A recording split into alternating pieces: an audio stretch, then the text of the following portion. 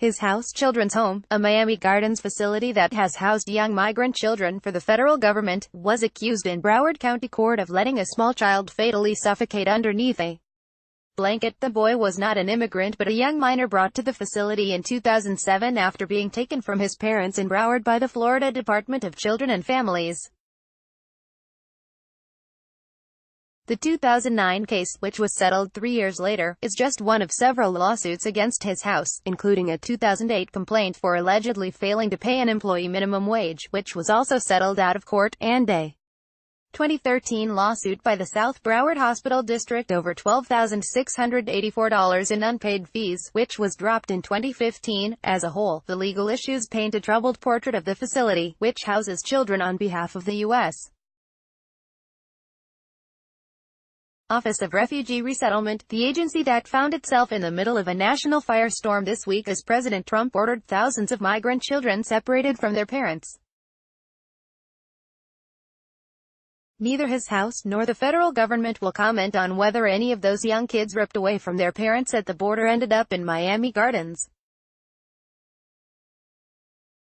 But during a news conference outside the Homestead Temporary Shelter for Unaccompanied Children, a larger child migrant detention center that New Times confirmed this week was quietly holding more than 1,000 kids, Rep. Debbie Wasserman Schultz said she'd also learned of 2 facilities in Cutler Bay and Miami Gardens where particularly young migrant children were being housed.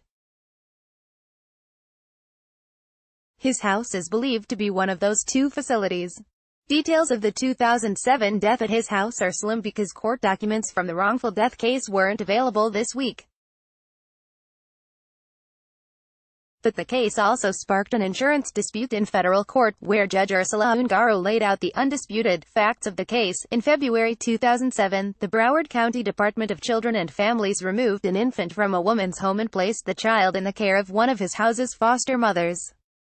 The foster mom fed the child around midnight February 15, 2007, and put him to bed around 12:30 a.m., but by 5 a.m., the baby had died. His house immediately notified police, Ungaro wrote. The Miami-Dade County Medical Examiner's Office later ruled the child had died by suffocation underneath a blanket. In May, the Miami Herald reported the center was under a state-level investigation for alleged child abuse, a claim the facility's executive director denied to the Herald, and as New Times reported yesterday, the federal government itself issued a scathing audit in December 2017 stating that, because of inadequate record-keeping, the Office of Refugee Resettlement could not guarantee that 652 children had been processed correctly or that proper background checks had been conducted on prospective guardians. The government said it audited the facility after one of its employees was convicted of extortion. A New Times reporter visited the site this past Wednesday. His house's development director, David Castrillon, declined to allow a reporter to tour the property and directed all migrant-related questions to the U.S. Department of Health and Human Services, HHS. Under federal regulations, we are not allowed to discuss this issue, Castrillon said.